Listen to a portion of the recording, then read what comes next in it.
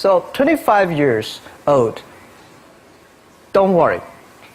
Any mistake is an income, is a wonderful revenue for you. So I told myself and told my young people, before 20 years old, be a good student. When you do entrepreneur, just learn some experience. Before 30 years old, follow somebody. Go to a small company. Normally in a big company, it is good to learn processing. You are a part of a big machine. But when you go to a small company, you learn the passion, you learn the dreams. You learn how to do a lot of things at one time.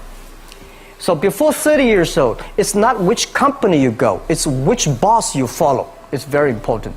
A good boss teaches you differently. And from 30 to 40 years old, you have to think very clearly, you're working for yourself if you really want to be an entrepreneur. When you're 40 to 50 years old, you have to do all the things that you are good at. Don't try to jump into the new area. It's too late. You may be successful, but the rate of dying is too big. So 40 to 50, think about how can you focus on things that you are good at. But when you are 50 to 60 years old, work for the young people. Because young people can do better than you. So rely on them, invest on them, making sure they're good. So when you are over 60 years old, spend time for yourself. On the beach, sunshine, right? It's too late for you to change normally.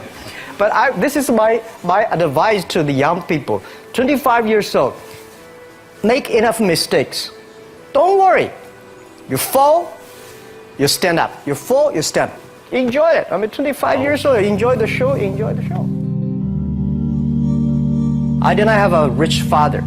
Tried 3 times for university, all failed. I applied for Harvard for 10 times, all failed. They don't even want to see me. For the last time, I went to the Teachers College, which was considered the 3rd or 4th class of my city. So I applied jobs for 30 times, got rejected. It was so difficult at that time. I was so frustrated because I taught in the university. My pay was $10 a month. Because I could not find a good job. In 1994, discussed that I'm going to do something called internet.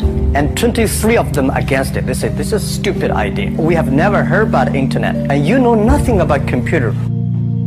And I never thought I was smart. Nobody believed that I could be successful. Because everybody say, well, this guy think differently, think crazily. They think about something that never work. I tried to borrow $3,000 from the banks. Took me 3 months, but I still cannot get it. We talked to over 30 or 40 venture capitalists. Everybody said, no, forget it. A lot of people said Alibaba is a terrible model. As I said, I believe it. I think this thing could be big. I never thought it would be that big like today. But I believe that something is waiting for me there. And I have to work hard to prove myself. That was the tough experience. So we gathered $50,000 from 18 founders. We started. For the first 3 years, we did not have even $1 revenue from our business. It was not easy. Why it keeps going ahead, going forward? Because I received lots of email of thanks from the customer. They say, this is such a great thing. We cannot pay you, but this thing helped us. If you keep on helping us, one day you will be successful. And I believe this. Little by little, we build up our business. Little by little, we build up our ecosystem of the infrastructure. And now, after 16 years, we have an Alibaba group, we have a Tmall group, we have a Taobao group, we have Alipay. And people said, you are so smart. How could you make a company like that? Bill Gates, Warren Buffett, Jack Welch, Larry Page, Mark Zuckerberg. The difference between those people and other people, they are always optimistic for the future. They never complain. They always try to solve the problems of the others. When you're optimistic, it's always opportunity. People, same here today. Jack, where's the opportunity? I don't have a job. I don't have this. I don't have that. We are at the best time of this century. The best assets you have is that you are young. Don't complain. Let the other people complain. The opportunity always lies where people complain. Think about how you can make things different. Is there anything I can do that make the difference? And then when you think about this, start to do it. I saw a lot of people, young people, have fantastic ideas every evening. But in the morning, they go to the office same again. Being an entrepreneur, you have to do the things before the other people do. You have to wake up before the other people wake up. You have to be more brave than the others. Use your instinct. Everything you do is to the need of the customer. To everybody, to any person, tomorrow is new. Make the move, make the action. Whether investors believe it this or not, whether your friends believe it or not, whether your parents believe it or not, that's not important. You believe it, your team believe it, and work day and night on this. That's how the things happens. Make enough mistakes. You fall, you stand up. Any mistake is an income, is a wonderful revenue. Don't worry about the money. Money follow the people. People should follow the dreams. If you have a dream, just to go ahead. I think nobody can conquer the world. We only can serve the world. Either work for the others or work for yourself. And I choose the way, work for myself. Working for myself, that means working for the society. If you really want to work for yourself, think about the others. Because only when the other people are successful, when the other people are happy, you will be successful, you will be happy. I think today people worry a lot about the world, about the economy, China, economy in the world. But I'm very optimistic. When people start to worry, that is the opportunity is. I worry about the blood testing, and she created good things. And I think great innovations, great companies always happen in the tough times. Life's like the music. You have up, you have a down, you have a long, you have a short notes. And I like your American movie. Life is like a box of chocolate. You never know what you're going to get, right? So I'm pretty optimistic. The opportunity in the future for equality is huge, because in the last century, the IT is for big companies. The globalization is for big companies. But now with the technology, we can serve those 80% of the companies that never been served. We can serve the 80% of the young people that have never been served. Technology for internet is so cheap, so easy to use. One of the reasons why we grow in China e-commerce so fast, much faster than the USA, because our infrastructure of commerce in China was too bad. When it is too bad, something happens and goes. Today we are working on the rural areas of China. I can never imagine that China, about 800 million people still live in the rural areas, are farmers. And there are about close to 200 million people. Their income is less than $1 per day. And before the internet, it's impossible for these guys to reach the PC because it's so difficult. Even people like me, I don't know how to use a PC. But now 80% of the farmers, those people using mobile phones. When I have the mobile phones, the internet, the data, things change a lot. So I'm excited about the future. People always worry. I love the young kids sitting there and talking about the dream, the hopes, because if they have the hope, we have the hope. That's what I believe. And let's just take what you do.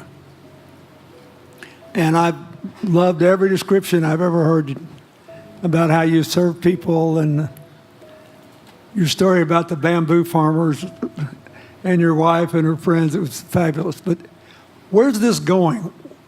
What are you going to do? What are your plans to maximize the use that people in remote rural areas of China can make of their cell phones besides ordering your products? How are you going to get it? Are you going to get them in the banking system through cell phones? How? Well, we never know that we can grow so fast. In the past 5 months, we covered 4,500 villages. And these people, normally they use in very traditional way.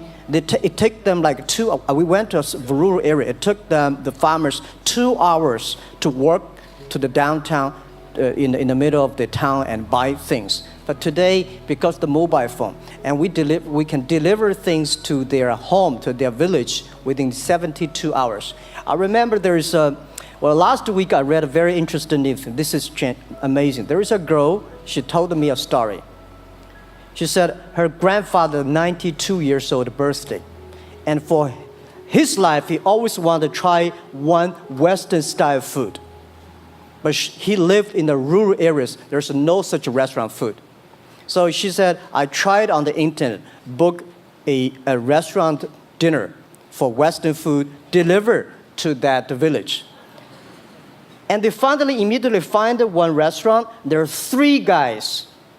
They took like a 3 days bus from Shanghai to that village, made an Italian spaghetti and beef for them for this 92 years old birthday. And whole village was excited. Everybody said, wow, we can order food, Western style food. So buying almost everything. And also we're helping, there are a lot of farmers, they plant a lot of apples, great apples. But 90% of the apples rotted because there's nobody buy them. They normally buy by track. If you sell the apples, they sell whole track. And using the traditional way, they can sell by whole basket of the apples. But now, because of the internet, they sell by one. Each apple, they sell $1. Or 1 RMB or 2 RMB for each. So the farmers see using internet, they can buy and sell using the mobile phone. That changed their lives. And I think it's exciting. And people need examples when they see, my neighbor made money through online to selling things. My neighbor buy much interesting things online. People start to learn. And more people start to buy the mobile phones.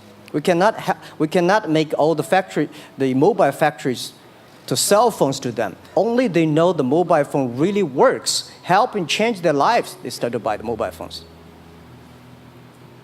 Just one more question. And then, do you think this will make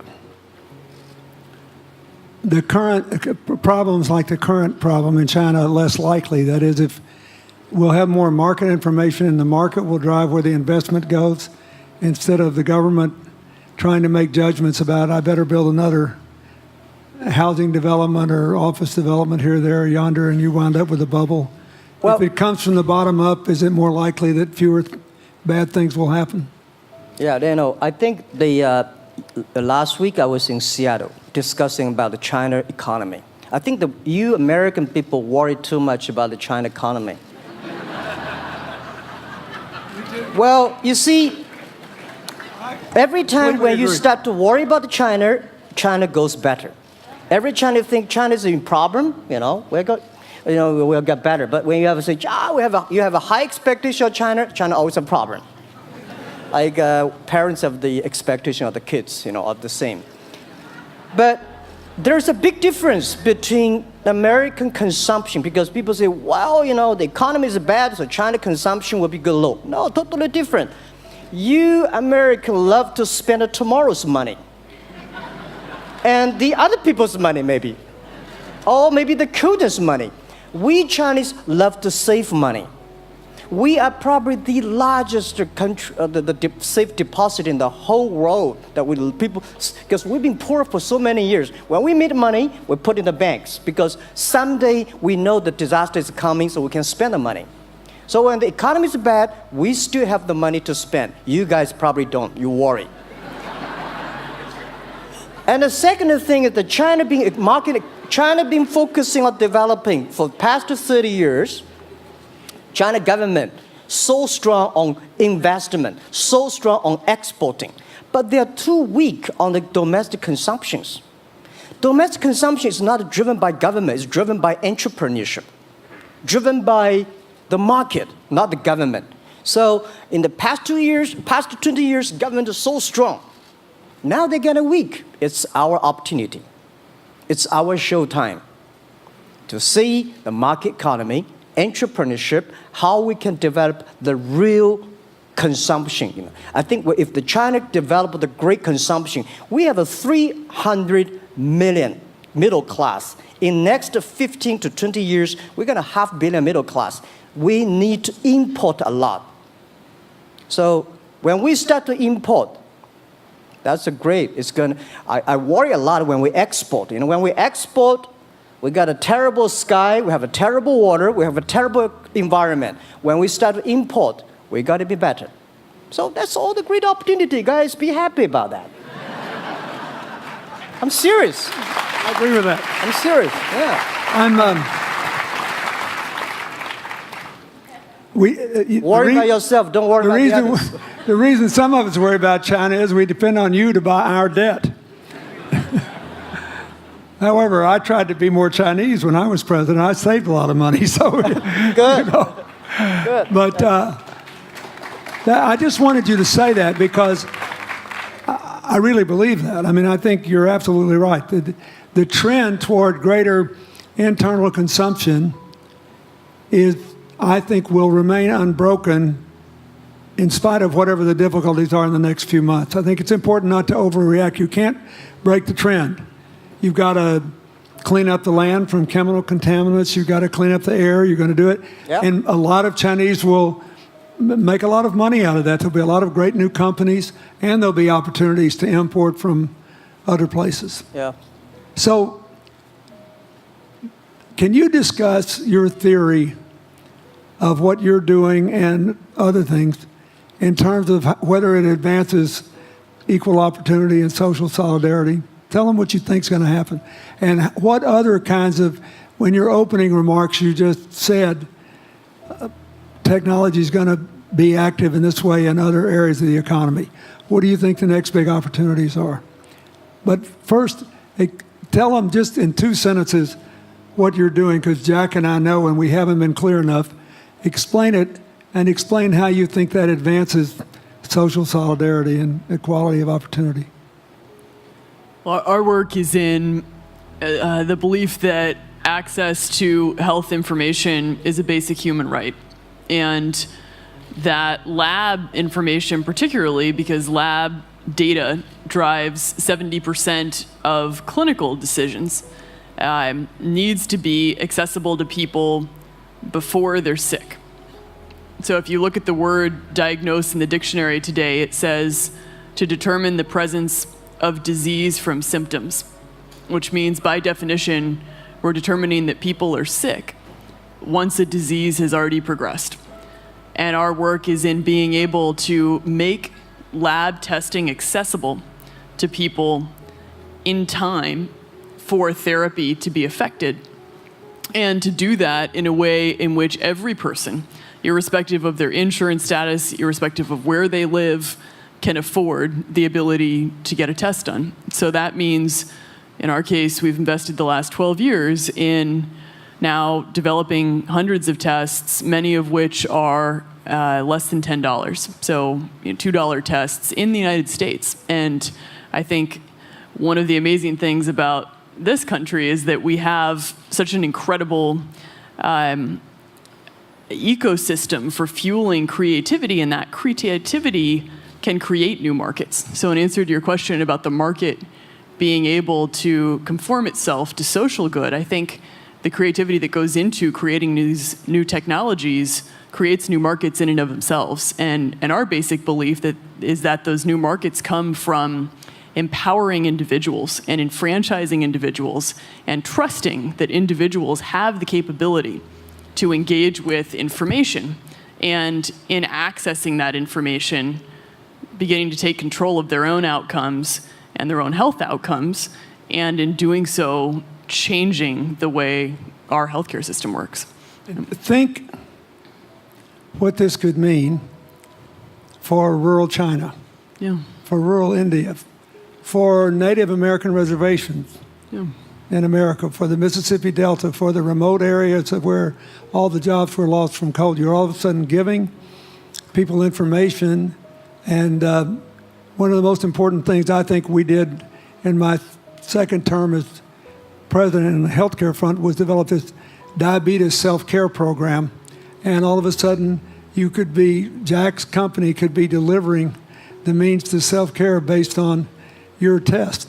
I mean, I think that this is a very big deal. We all want to live as long and as well as we can, and Craig Venner was here. We were joking about whether we'd make it to 100, but in the meanwhile, you want to keep people healthy, and if they're sick, you want to intervene early, not late.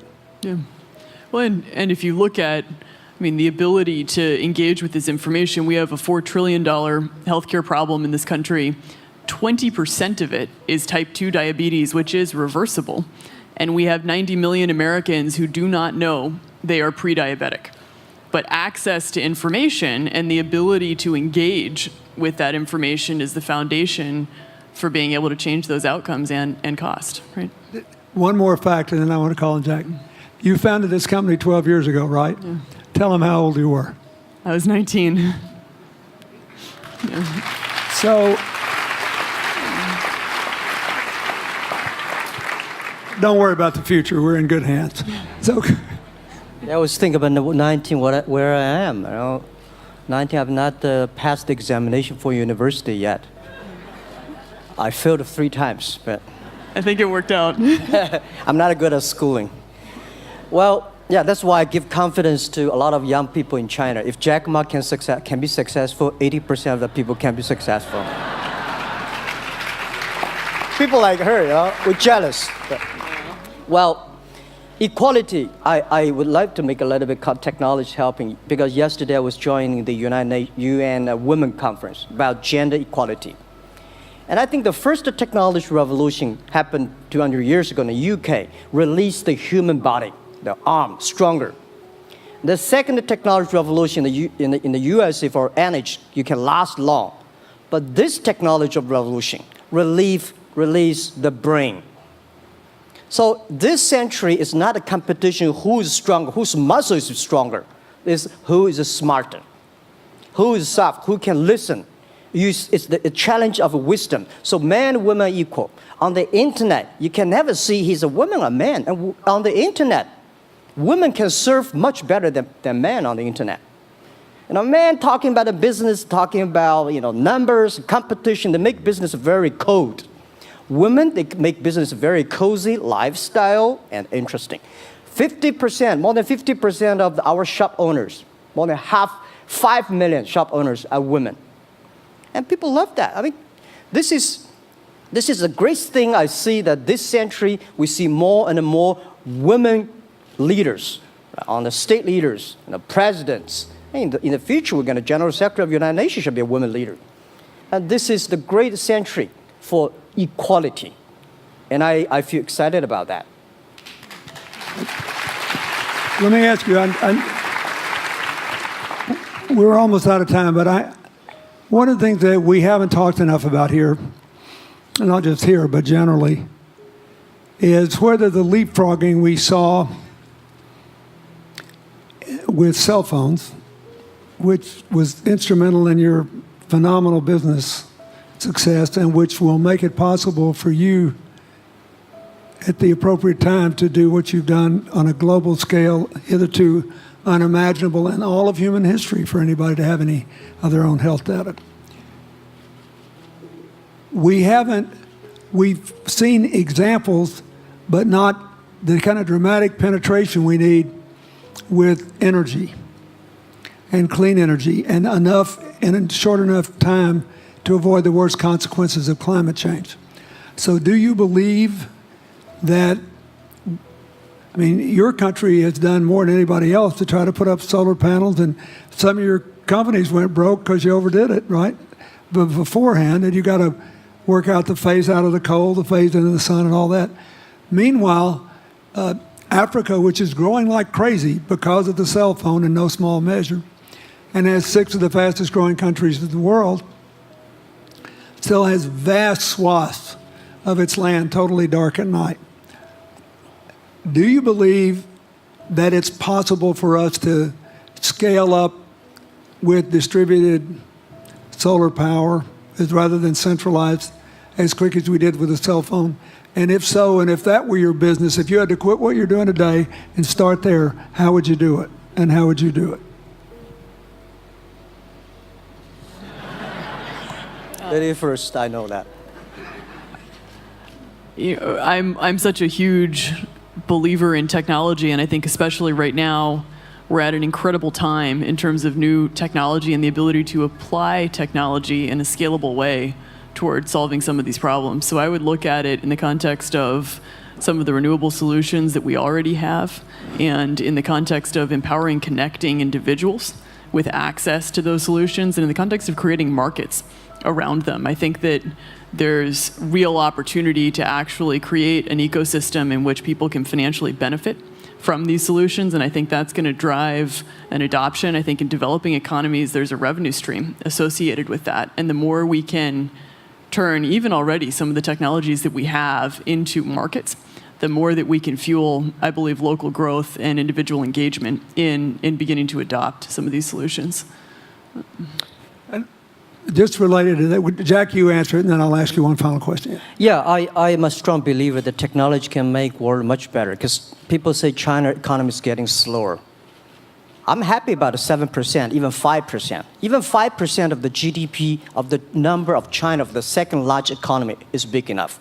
But you don't expect China to keep on growing 11%. Because like one human body, when you're 1.8 meters tall, you cannot keep on like a 10% growth every year. You have to grow the quality, your mind, the wisdom. So I think China needs new technology to solve these problems, and which today the data, the clean technology, all these things that China is supposed to do, if we keep on the tradition, the old ways, we'll go nowhere. This is why I feel excited, because people ask me, what is your dream now? Because I never thought I would be today. I can sit here talking to president. I'm like a guy, on the street, and like failed 3 times for university, 5 times for high key schools. I applied for 10 times in Harvard school, all rejected. I never thought, because of the technology, because the internet gave me this opportunity. So I'm thinking, when I retire, I don't want the Chinese people have a terrible water to drink, unsafe for food, and the money we make all spent in the hospital. That's disaster. So how we can using the technology to enable young people, the great chance of this world, don't worry about it. We got 1.4 billion people who were born in 1980s. They are the people of the internet times. They are going to have new ways to solve the world problems. The things you are worried about today, they can solve it.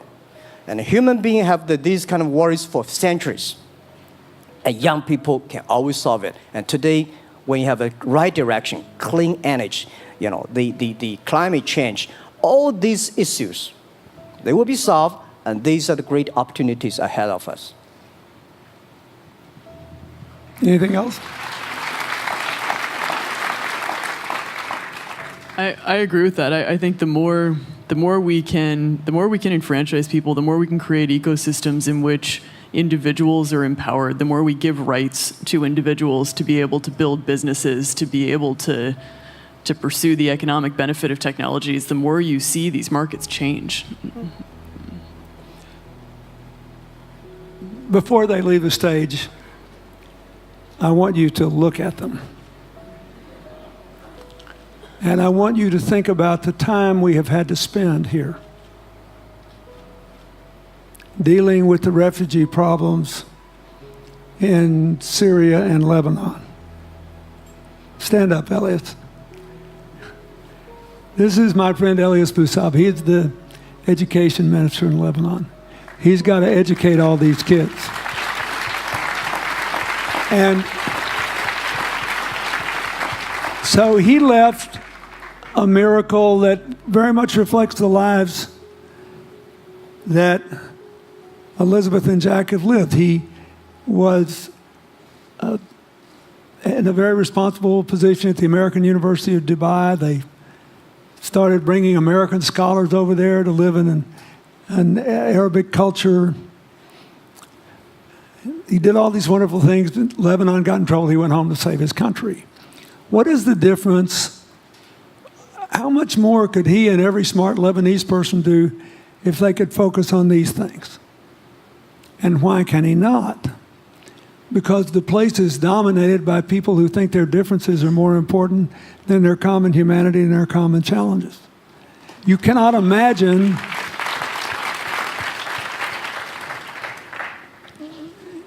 Jack Ma's proud of being Chinese. I like that.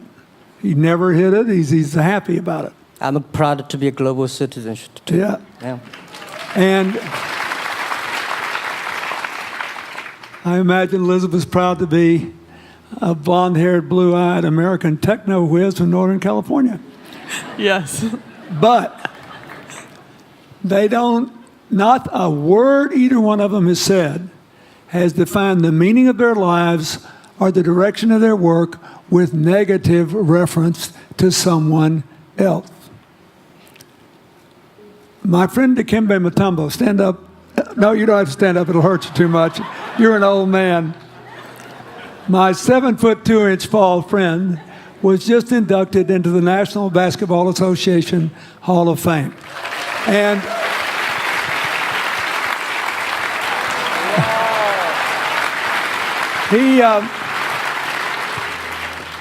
my family, my whole family loves him. And I have seen how much he has given back to his native country, Congo, which has been so troubled. I've known him a long time. We both went to Georgetown University. I did before he was born, I think. I've never heard him say a resentful thing about anybody. I have seen him give and give and give and try to give the people in his native land opportunities. Why am I telling you this? He's had a good life because he never defined his life with negative reference to anybody else. He never begrudged anybody else's success, and he thought he had an obligation to help other people. I'm telling you, we are back in a time of collective global insecurity where the main struggle is the oldest one in human history, just in modern techno realities. I mean, if you were trying to build the Middle East, you would think about our permanent sponsor here, the ambassador from Oman, who her government tried to help head off a calamitous war in the Middle East over the nuclear issue in Iran. We all pray to God that it'll work out all right. And the lead she made. You look around all these places, wherever people are putting aside their differences and working together, good things are happening. We cannot achieve economic or social equality without living in the factual realities of the world we face, looking at the obstacles, looking at the opportunities, making the best decisions.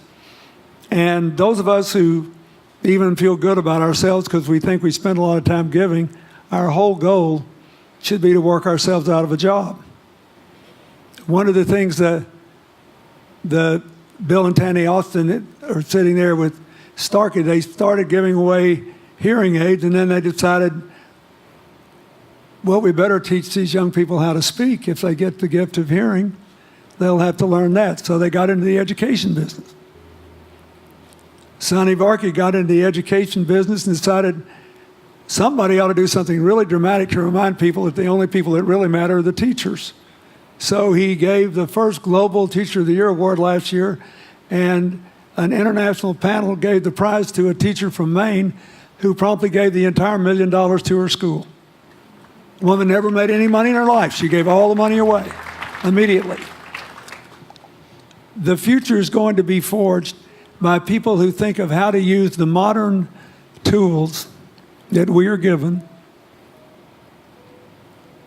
as Elizabeth and Jack have, to create opportunity through empowerment. And it will not be a straight line. It's too many moving parts. But I just want you to think about that. The reason you feel good looking at them is that you identify with them even though they're different from you. And that's basically where we are all over again, and we can't slip back. We can't give up. That's why when we had the Prime Minister of Italy and George Soros talking about the future of Europe, and George said it was coming apart, and the Prime Minister said, no, it doesn't have to come apart if it's about something more than economics. I thought it doesn't have to come apart if you will it not to. And you put yourself on the line for it. There are no guaranteed outcomes today, but you can guarantee that the trend is right. So go ahead, you were going to say something, weren't you? Yeah, I just wanted to add, I mean, as we're talking about the future and from my own experience and looking at all the faces here, I think a huge part of the answer to your question is also to raise our little girls with the stereotype that they can be the best in engineering and science and math. Because when they do in all of these industries, it changes everything. And we need to do that in this country, and we need to do that as parents in other countries. You know? Yeah, I was thinking about if what you say. I think about when you talk about problems, you normally it's like a politician. When you talk about opportunities, that the business people. I was thinking about how we can using this all the problems that change the problem become the opportunity. And I don't know. I just feel excited when people talk about problems. I think think about if you can solve one of them, that's the chance. And today, nobody live in this century has so many opportunities and so many tools they can use to change other people's life. And I think in the last century, which I call the IT time, this century is called the DT time, data technology. IT is to empower yourself, make yourself strong. DT is to empower the others. When you empower the others, you empower your future, yourself. So when I listen to you talk, I agree, and I think that's why we were born in this century. That's why how we can use the internet to help more people. Let's give him a hand. Thank you.